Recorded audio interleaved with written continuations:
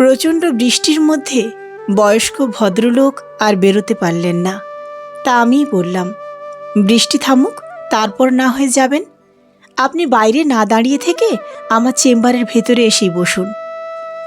আমার কথা মতো উনি ভেতরে এসেই বসলেন। ভীষণ বৃষ্টি হচ্ছে। বৃষ্টির জন্যে সেদিন চেম্বারে পেশেন্টও নেই। প্রায় 1.5 বছর মতো আমার ট্রিটমেন্টে আছেন এই ভদ্রলোক। বয়স 65 হবে বা তার একটু বেশি। তবে আজ উনি একাই এসেছেন। চুপচাপ বসে থাকতে দেখে আমি জিজ্ঞেস করলাম, আপনার সঙ্গে আপনার মেয়েকে তো আজ দেখছি না। আমার পুরো কথাটা শেষ করতে না দিয়েই উনি বললেন, আজ অফিসে একটা জরুরি কাজ পড়ে গেছে মেয়েটার, ফিরতে লেট হবে, তাই আসতে পারল না। একা একা কোথাও ছাড়ে না আমাকে, ও তো সঙ্গে নিয়েই আসে। শম্পা আমাকে বলেছিল তোমাকে একা একা যেতে হবে না। আমি বললাম, ও ঠিক যেতে পারবো। এসে আজ বৃষ্টির মধ্যে পড়লাম, মেয়েটার কথা শুনলাম না তখন। এদিকে বৃষ্টি থামছে না দেখে আমিও ভদ্রলোকের সাথে গল্প জুড়ে দিলাম। তা আমি বললাম, বাড়িতে তাহলে কে কে আছেন? এই বাপ আর বেটি। আপনার মেয়ে তো ভীষণ কেয়ার নেয় আপনার প্রতি। বেশিরভাগ মেয়েকেই দেখি বাবার প্রতি আলাদা একটা টান। তা মোহনবাবু, মেয়ের বিয়ে হয়ে গেলে তখন তো একটু অসুবিধাই হবে। অসুবিধা আগে ছিল, তবে এখন আর অসুবিধে নেই। আমার মেয়ে ডিভোর্সি। তাহলে আপনার কাছেই আপনার মেয়ে থাকে? না ডাক্তারবাবু, আমি বরং মেয়ের কাছে থাকি। কথাগুলো ঠিক বুঝতে পারছিলাম না।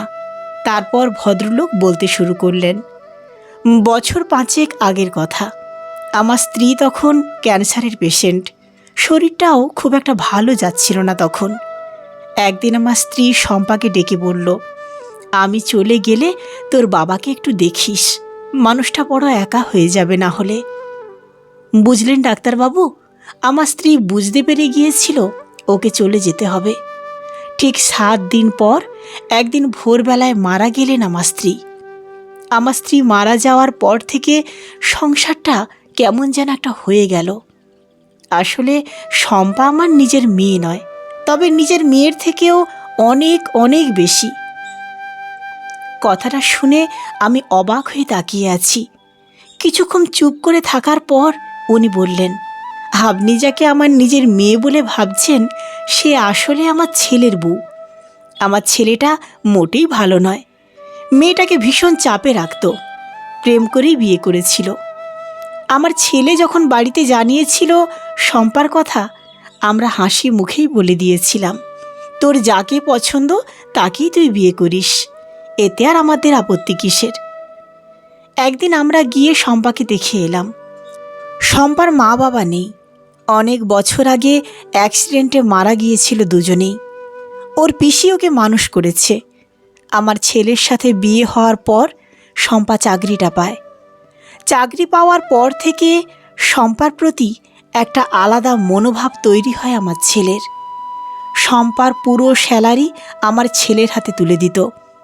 ডাক্তারবাবু, আপনি বলুন তো, কোনো মেয়ে তার পুরো স্যালারির টাকা কখনো তুলে দেয়?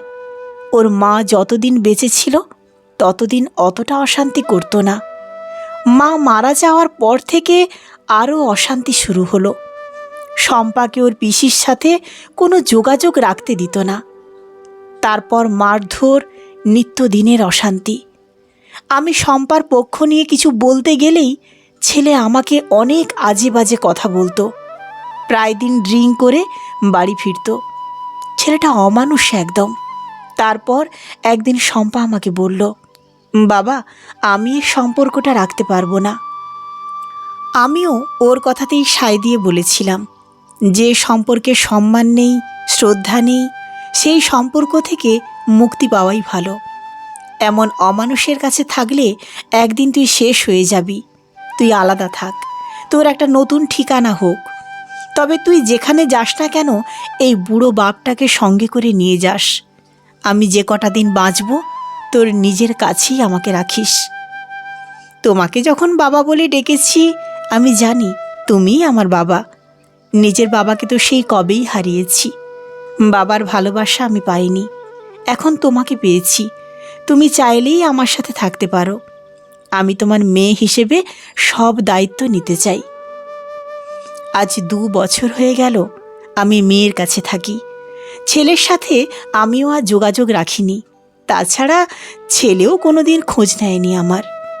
এই বুড়ো বয়সে যে কটা দিন বাঁচব, আনন্দ করেই বাঁচব। নিজের ছেলের কাছে থাকলে হয়তো বেশি দিন বাঁচতে পারতাম না। তবে এখন খুব আনন্দে থাকি। মাস 6 হলো ছোট্ট একটা বাড়ি কিনেছে মেয়েটা। ওই সুখ নিরটাই এখন আমার নতুন ঠিকানা। কলমে সরজিৎ ঘোষ, কণ্ঠে আমি সুদীপ্তা।